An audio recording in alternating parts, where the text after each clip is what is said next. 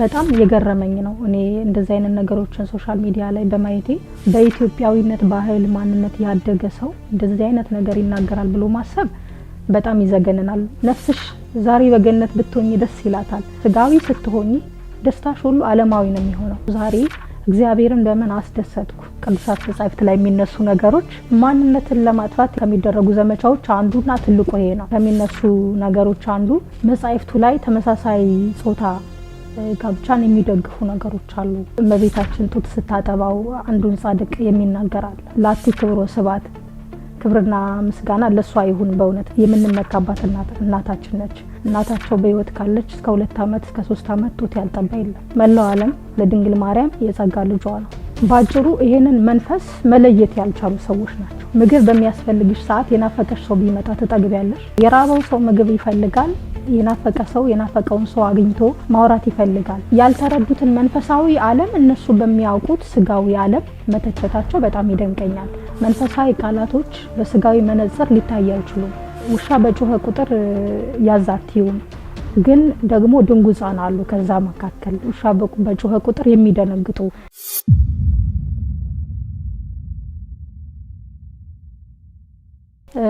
እግዚአብሔር እንደዚህም አያደርግም እንደዚህም አላደረገም። መጻሕፍትም እንደዚህ አልተጻፉም። እውነቱን ለመናገር በጣም የገረመኝ ነው። እኔ እንደዚህ አይነት ነገሮችን ሶሻል ሚዲያ ላይ በማየቴ በጣም ነው ያፈርኩት። በተለይ የኢትዮጵያ ተወላጆች ኢትዮጵያዊ ሆነው እንደዚህ ኢትዮጵያዊ ማንነት ሊባል ተብሎ በሚጠራበት የትኛውም ሀገር ዜጋ በሚያውቀው ማንነታችን እንግዲህ ማንነታችን ታዋቂ ነው ብለን እናስባለን። በኢትዮጵያዊነት ባህል ማንነት ያደገ ሰው እንደዚህ አይነት ነገር ይናገራል ብሎ ማሰብ በጣም ይዘገነናል። ምናልባትም ሊያሳይ የሚችለው ምን ያህል እንደተወሰድን ምን ያህል እንደጠፋን ማሳያ ነው። እንደ ምስክር የሚያቀርቧቸው ገድላት ላይ ምናልባትም ድርሳናት ላይ የሚያነሷቸው ቃላቶች አሉ። በሚገርም ሁኔታ ያን ከማለት በፊት የሰው ልጅ እንግዲህ የስጋና የነፍስ ድምር ውጤት ነው። ነፍስ አለችው፣ ስጋ አለው እና የሚሰሙን ስሜቶችም ወይ የስጋ ስሜቶች ናቸው ወይ የነፍስ ስሜቶች ናቸው። ለምሳሌ አንቺ የሆነ ጊዜ የሆነ በደል ሰርተሽ ወይ ማጥያት ሰርተሽ የጸጸት ስሜት ቢሰማሽና ወደ እግዚአብሔር ለመቅረብ የምታደርጊው ጥረት የነፍስ ስሜት ነው። ነፍስሽ የምታደርገው ጥረት ነው። ምክንያቱም እሷ ህያዊት ስለሆነች የምትፈልገው ህያው አምላክን ነው። ያ መንገድ ያ ስሜት የነፍስ ስሜት ነው። ነፍስሽ የምታደርገው ጉዞ ነው። በአንጻሩ ምናልባትም 1 ቀን 2 ቀን ምግብ ሳትበይ ብትቆይ ትራቢያለሽ። ምክንያቱም ስጋ ለብሰሻል። ስጋሽ ይራባል፣ ይጠማል፣ የህመም ስሜት ይሰማዋል፣ የድካም ስሜት ይሰማዋል።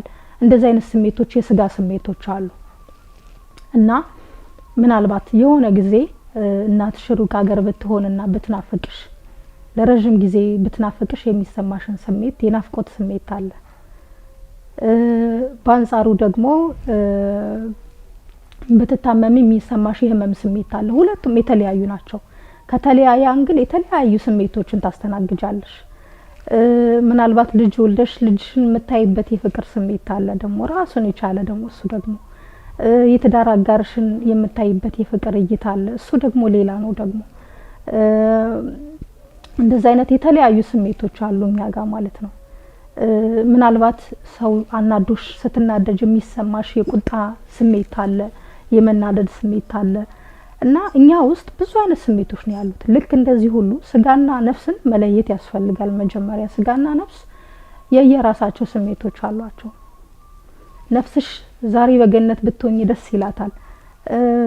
የተሻለ መንፈሳዊ ህይወት እግዚአብሔርን እንድታይ የሚያደርግሽ እሱ ጥሩ መንፈሳዊ መንገድ እንድትሄጂላት ትፈልጋለሽ። ስጋሽ ደግሞ እንድታምሪ እንድትዋቢ ጥሩ የሆነ ቤት ውስጥ እንድትኖሪ በቃ ምድር ላይ ጥሩ ነገር እንድትኖሪ ይፈልጋል። አንቺ የነፍስሽን መንገድ መከተል ትችያለሽ። ሁለቱን አስማምተሽ መሄድ ትችያለሽ። ነፍስሽም እንዳትጎዳ ስጋሽም እንዳይጎዳ የምታደርጊው ነገር አለ። ሁሉንም በመጠን በማድረግ ማለት ነውና መንፈሳዊው ዓለምና ስጋዊው ዓለም እንደዚህ ነው። የየራሳቸው መንገድ አላቸው። በመንፈሳዊው ዓለም ሐሴትና ደስታ ከመንፈስ ቅዱስ ነው። በስጋዊው ዓለም ሐሴትሽም ደስታሽም ከስጋሽ የምታገኘው በስጋሽ አማካኝነት የሆነ ነው። ከዓለም ነው የምታገኘው ደስታሽን። ስጋዊ ስትሆኚ ደስታሽ ሁሉ ዓለማዊ ነው የሚሆነው። ምናልባትም ቤት በመስራትሽ ሐሴትን ታደርጊያለሽ፣ መኪና በመግዛትሽ ሐሴት ታደርጊያለሽ፣ አምረሽ በመውጣትሽ ከጓደኞች በመብለጥሽ እንደዚህ አይነት ስሜት ሊሰማሽ ይችላል ዓለማዊ ስትሆኝ። መንፈሳዊ ስትሆኝ ደግሞ ዛሬ እግዚአብሔርን ለምን አስደሰትኩ፣ ዛሬ እኮ ራሴን መስዋዕት አድርጌ ወገኔን፣ ወዳጄን፣ ባልንጀራዬን፣ ነገሌን ጠቀምኩ፣ መልካም አደረኩ፣ በዚህ ደስ ይልሻል። መንፈስሽ ሐሴት ስታደርግ ይሰማሻል። መልካም በማድረግሽ ስትመጸውቺ፣ የእግዚአብሔርን ቃል ስትሰሚ፣ የእግዚአብሔርን ቃል ስትናገሪ፣ ሰዎችን ወደ ክርስቶስ ወደ እውነተኛው መንገድ ስታመጭ የሚሰማሽ ደግሞ መንፈሳዊ ዓለም አለ። ያ የደስታ ስሜት አለ፣ መንፈሳዊ ደስታ ነው እሱ። ወደ መጻሕፍቶቻችንም ስትመጪ እንደዛው ናቸው። እንግዲህ መጽሐፍ ማለት እንግዲህ እኛ የአባቶቻችን ልጆች ነን ስንል ያንን የምናረጋግጥባቸው መንገዶች ናቸው መጻሕፍቶቻችን። የአባቶቻችንን መንፈስ በእኛ ላይ እንዲሆን ምስክር የምናቀርባቸው መጻሕፍቶች ናቸው። የአባቶቻችን ልጆች ነን ስንል በወሬ ብቻ ሳይሆን ትላንት አባቶች የሰሩት ስራ አለ፣ የጻፏቸው መጻሕፍት አሉ። እነሱን አይተን ነው አባቶቻችን የምናስታውሰው።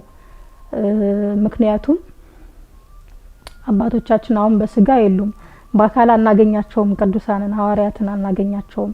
ሁሉም ዘመን ገቷቸው የሉም ከኛ ጋር።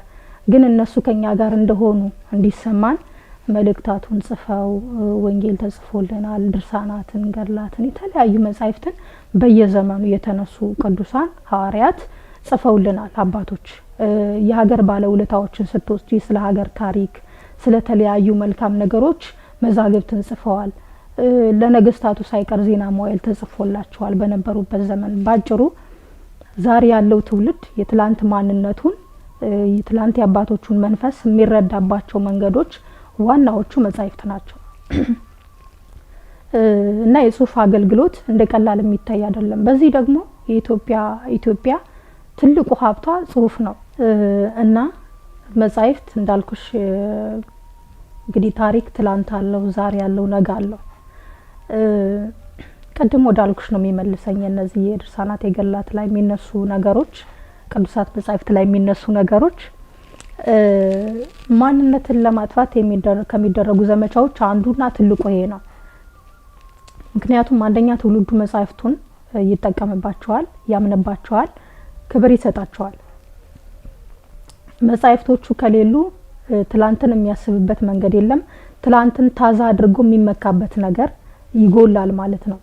ትውልዱ ትላንቴ ይሄ ነው፣ አባቶች የሰሩት ይሄ ነው፣ ትላንት አለኝ፣ ታሪክ አለኝ፣ ነገን ደግሞ ልክ እንደ አባቶቼ እንደዚህ ሰራለሁ ብሎ እንዳያስብ የትላንቱን በማጥፋት ታሪክ እንዳይኖረው፣ ሚሞሪ እንዳይኖረው በማድረግ ነገውን ህልም አልባ፣ ተስፋ አልባ የሆነ ትውልድ ለመፍጠር የጽሁፎችን ይዘት እንዲጣጣል ማድረግ፣ ትውልዱ ጽሁፎቹ መጥፎ የሆነ ሜሴጅ እንዳላቸው፣ መልእክታቸው መጥፎ እንደሆነ እንዲረዳ፣ ጥሩ እንዳልሆነ፣ ተረት ተረት እንደሆነ፣ ምንም መነሻ የሌለው ጽሁፍ እንደሆነ በማሰብ ትውልዱ ላይ ያለውን ስራ የሚሰራበት መንገድ በጣም ከፍተኛ ነው። ከዛ አንዱ ከሚነሱ ነገሮች አንዱ መጻሕፍቱ ላይ ተመሳሳይ ጾታ ጋብቻን የሚደግፉ ነገሮች አሉ፣ ወይም እንደዛ አይነት ሀሳብን የሚደግፍ ሀሳብ አለ ብለው ያንጸባርቃሉ። ለምሳሌ የተጻፈው ነው እንደ ገድለ መባጽዮን ላይ የተጻፉ ጽሁፎች አሉ። እመቤታችን ጡት ስታጠባው አንዱን ጻድቅ የሚናገር አለ። አሁን ይሄንን ሌላ አይነት ስሜት የሚሰጡ ሰዎች አሉ። ላቲ ክብሮ ስባት፣ ክብርና ምስጋና ለሷ ይሁን በእውነት ድንግል ማርያምና አምላክን የወለደች የምንመካባት እናታችን ነች። ከእግዚአብሔር ቀጥሎ እንወዳታለንም እናከብራታለንም። በዚህም ቅዱሳን ሁሉ እንድታማልዳቸው ከሷ በረከትን ጸጋን ለማግኘት ወደሷ ይማልላሉ፣ ደጅ ይጠናሉ። ያን ደጅ ሲጠኑ እነሱ ህይወታቸው መንፈሳዊ ህይወት ነው። በመንፈሳዊ ዓለም ውስጥ ነው ያሉት። ሁሉም ሰው የሚገርምሽ እነዚህ እንደዛ የሚሉ ሰዎች እያንዳንዳቸው እናታቸው በህይወት ካለች እስከ 2 አመት እስከ 3 አመት ጡት ያልጠባ የለም አይደል? ጡት ጠብቶ ነው የሚያድገው። ቅዱሳን አይደለም ሁሉም መላው ዓለም ለድንግል ማርያም የጸጋ ልጇ ነው። አመንም አላመንም በመስቀል ላይ እግዚአብሔር ለኛ እናት ሆነን ዘንድ ስጦታ ሰጥቶናል። እና ስጦታችን ድንግል ማርያም ከሷ መታደል ቢገጥመን እድል ቢገጥመን ስጦታ ቢያገጥመን ጡቷን መጥባት አይደለም ከልጇ ከማህፀኗ የተወለደው አምላካችን ጌታችን ኢየሱስ ክርስቶስ ስጋውን እንበላለን ደሙን እንጠጣለን ከሷ ያገኘነው በረከት ብዙ ነው በሷ አማካኝነት ያገኘነው በረከት ብዙ ነውና ባጭሩ ይሄንን መንፈስ መለየት ያልቻሉ ሰዎች ናቸው መንፈሳዊ እሴትን ሐሴትንና መንፈሳዊ ያለ ምንድነው ዓለማዊ ደስታን መለየት አልቻሉም ለምሳሌ አንቺ እርቦሽ ምግብ በሚያስፈልግሽ ሰዓት የናፈቀሽ ሰው ቢመጣ ተጠግቢያለሽ የተለያየ ስሜት ነው የራበው ሰው ምግብ ይፈልጋል የናፈቀ ሰው የናፈቀውን ሰው አግኝቶ ማውራት ይፈልጋል መንፈሳዊ ዓለም ውስጥ የምታገኘው ሐሴት ራሱን የቻለ ሌላ መንፈሳዊ ሐሴት ነው ስጋዊ ስትሆኚ ልክ እንደዚህ የሚናገሩ ቃሉን መናገር ራሱ ይከብደኛልና እንደዚህ አይነት ሐሳብ የሚሰነዝሩ ሰዎች እነሱ የሚያውቁት እሱን ብቻ ስለሆነ እነሱ በተረዱት ልክ ብቻ ሌላውን ይገምታሉ ማለት ነውና ያልተረዱትን መንፈሳዊ ዓለም እነሱ በሚያውቁት ስጋዊ ዓለም መተቸታቸው በጣም ይደንቀኛል ምክንያቱም መንፈሳዊ ዓለም ለደረሰበት ለተረዳው ሰው የሚገለጥ ህይወት እንጂ በመንኖረው በእኛ በደካማ ህይወታችን የምንተቸውም አይደለም አናውቀውም ካልኖር ነው ሊገባን አይችልም ካልደረስንበት ሊገባን አይችልምና እነሱ ቢኖሩበት ዓለም ያ ስለሆነ ያንዳንዱን ቃል እነሱ በሚያውቁት መንገድ ይተረጉሙታል የሚገርምሽ አሁን ኃጢያተ ሰዶም እንግዲህ መታቂው የሰዶማውያን ታሪክ ነው እነሱ ይሄንን ሁሉ ስራ ሰርተውታል በዘመኑ የሰዶምና የገሞራ ሰዎች ለማያይ መውረድ ምክንያቱ እነሱ እንደሆኑ ነው የሚነገረን በመጽሐፍ ማለት ነውና